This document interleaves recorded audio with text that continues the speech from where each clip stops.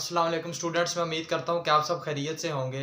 तो आज जो हमारा लेक्चर है केमिस्ट्री का, इसमें हम लोग डिस्कस करेंगे इंट्रोडक्शन टू अल्कीन्स।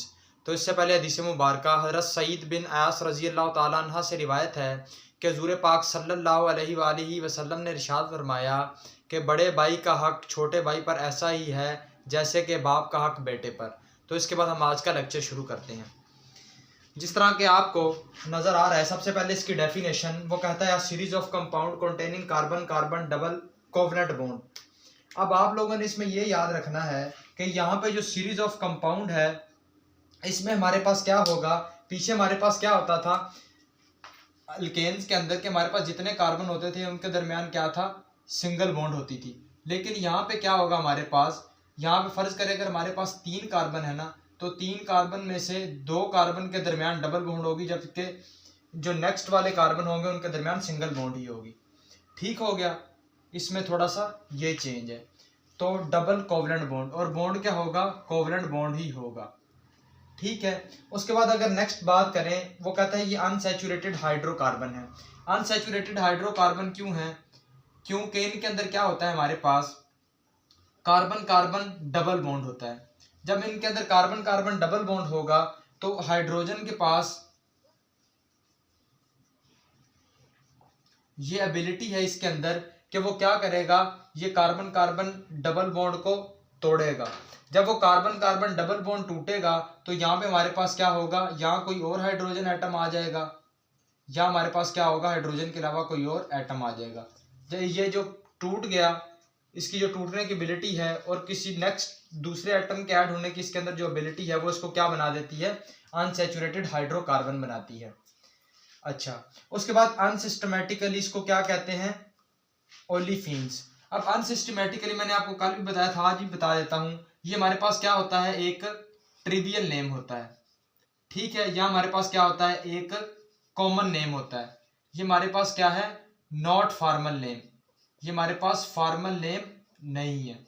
अब फॉर्मल नेम कैसे नहीं है, क्योंकि ये हमारे पास international union of pure and applied chemistry के रूल्स के मुताबिक, उनके जो रूल्स है नोमेनक्लेचर के, उनके मुताबिक ये नाम हमारे पास नहीं दिया गया।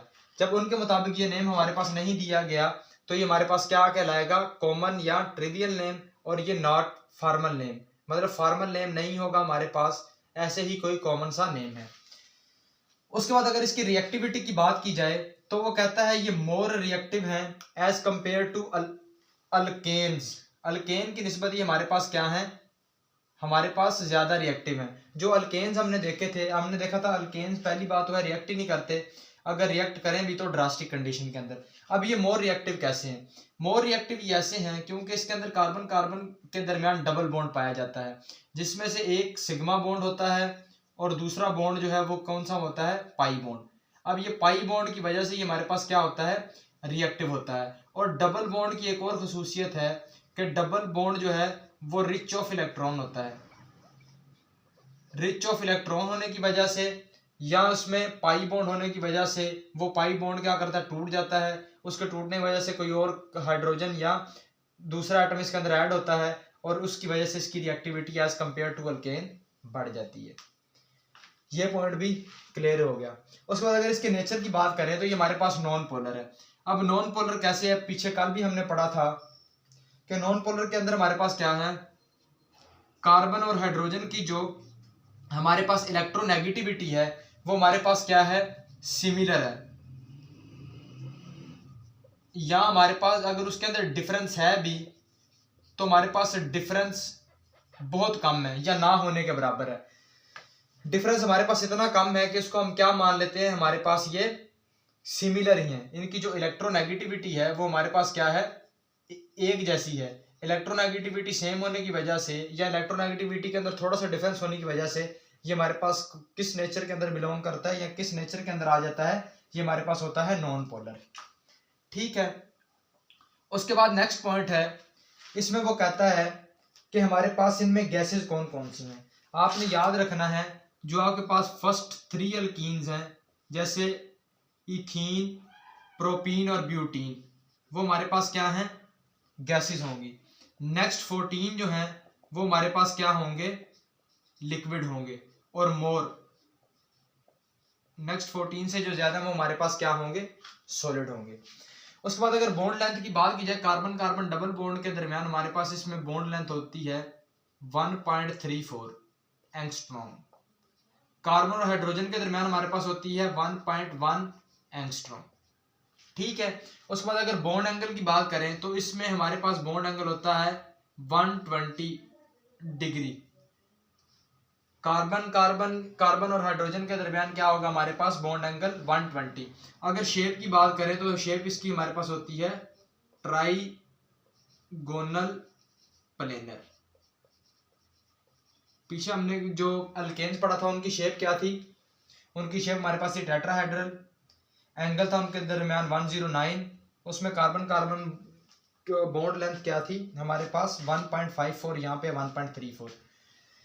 उसके बाद नेक्स्ट पॉइंट आता है मेल्टिंग पॉइंट और बॉइलिंग पॉइंट। अगर मेल्टिंग पॉइंट और बॉइलिंग पॉइंट की बात की जाए तो इसका मेल्टिंग पॉइंट और बॉइलिंग पॉइंट का ट्रेंड भी अल्केन जैसा है कि ये अगर नंबर ऑफ कार्बन एटम आप लोगों के पास क्या है, ज्यादा है, तो हमारे पास जो मेल्टिंग पॉइंट है या हमारे पास जो बॉइलिंग पॉइंट है वो भी क्या होगा, ज्यादा होगा। नंबर ऑफ कार्बन एटम ज्यादा होने का क्या मतलब है कि हमारे पास चेन लेंथ ज्यादा है, कि हमारे पास कार्बन कार्बन ज्यादा होने का मतलब है कि हमारे पास क्या है, चेन लेंथ ज्यादा है। जब हमारे पास चेन लेंथ ज्यादा होगी तो उस केस में हमारे पास क्या हो जाएगा, इसका मेल्टिंग पॉइंट और बॉइलिंग पॉइंट इंक्रीज करेगा। अब ये चेन लेंथ ज्यादा होने का क्या मतलब है, जितनी ज्यादा चेन लेंथ होगी उतनी ज्यादा इनके दरमियान अट्रैक्टिव फोर्सेस या अट्रैक्शन होगी, फोर्सेस या अट्रैक्शन होगी। जितनी ज्यादा अट्रैक्शन होगी उतना क्या होगा, इनका मेल्टिंग पॉइंट या बॉइलिंग पॉइंट ज्यादा हो जाएगा। आगे बात समझ। उसके बाद how can we decide alkenes are volatile. वो कहता है ये हम कैसे डिसाइड करेंगे कि अल्कीन जो है वो वोलेटाइल हैं या नहीं। अगर आप लोगों ने ये बात याद रखनी है, अगर वो हमारे पास स्मॉल अल्कीन है, स्मॉल अल्कीन से क्या मुराद है कि उसकी क्या है, चेन लेंथ हमारे पास क्या है, वो कम है। चेन लेंथ हमारे पास क्या है, कम है। स्मॉल अल्कीन है, चेन लेंथ कम है। दूसरे नंबर पे हैव वीक इंटरमॉलिक्यूलर फोर्सेस, उनके मॉलिक्यूल के दरमियान इंटरमॉलिक्यूलर फोर्सेस, जो मॉलिक्यूल के दरमियान फोर्सेस हैं वो हमारे पास क्या हो, वीक हो। तो हम बोलेंगे जो हमारे पास अल्कीन है वो हमारे पास क्या है, वोलाटाइल। दो कंडीशंस हैं कि हमारे पास अल्कीन जो है वो छोटा हो, यानी कि उसकी चेन लेंथ कम हो और उसके मॉलिक्यूल के दरमियान जो फोर्सेस हैं वो वीक हो, तो हम तब बोलेंगे कि हमारे पास क्या है, ऑटोमेटिक। ये तो आपको पता ही है कि चेन लेंथ कम होगी तो इंटरमॉलिक्यूलर फोर्सेस वीक होंगी, तो फिर हम बोलेंगे अल्कीन हमारे पास क्या है, वो हमारे पास जो है अल्कीन है वो हमारे पास वोलेटाइल है। अगर नंबर ऑफ बॉन्ड्स की बात करें तो इसके अंदर हमारे पास दो बॉन्ड्स होती हैं, एक होती है सिग्मा बॉन्ड और दूसरी हमारे पास होती है पाई बॉन्ड। सिग्मा बॉन्ड जो है हमारे पास पीछे अल्केन्स के अंदर भी थी, यहाँ पे एक नई बॉन्ड आ गई जिसको हम लोग कहते हैं पाई बॉन्ड। पाई बॉन्ड को आप लोग क्या कर सकते हो, ब्रेक भी कर सकते हो, जिस तरह हमने इसको इधर पीछे देखा है। इसका जो जनरल फार्मूला है वो CnH2n है। पीछे जो हमने जनरल फार्मूला पढ़ा था वो था CnH2n+2 अल्केन के लिए। इसको डिनोट करते हैं ENE, अल्केन को करते थे ANE, इसको ENE। ठीक हो गया। अब नीचे कुछ मिसाल दी है। इथीन के लिए हमारे पास N की वैल्यू होगी 1, प्रोपीन के लिए इसके लिए 2, इसके लिए 3, इसके लिए हमारे पास होगी 4, इसके लिए 2, उसके लिए 3 और इसके लिए हमारे पास होगी 4। अच्छा जी, इसकी जब ये वैल्यूज आ गई, अब हम इसका मॉलिक्यूलर और स्ट्रक्चर फार्मूला इजीली क्या कर सकते हैं, फाइंड आउट कर सकते हैं। अब इसका वो फार्मूला हम लोग कैसे फाइंड आउट करेंगे, आइए उसको मालूम करते हैं। जिस तरह मैंने कल आपको बताया था, इस फार्मूला के अंदर आप लोग वैल्यू पुट करते जाएं तो आपको मॉलिक्यूलर फार्मूला मिल जाएगा। N की वैल्यू क्या है 2H2N2 पुट किया तो हमारे पास आ गया C2H4।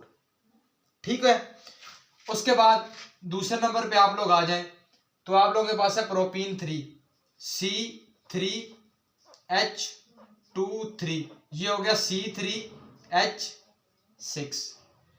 फिर आप लोग आ जाएं, ये हो गया हमारे पास इथीन का, ये हमारे पास हो गया प्रोपीन का और ब्यूटीन पे है H2 4 C4H8, ये हमारे पास किसका हो गया, ब्यूटीन का। तो इसको आप एक बार देख लें। तो ये था हमारा आज का लेक्चर, जिसमें हमने अल्कीन्स के इंट्रोडक्शन पे बात की। इंशाल्लाह नेक्स्ट लेक्चर में हम लोग अल्काइंस पे बात करेंगे। तब तक के लिए इजाज़त दीजिए, अल्लाह हाफिज़।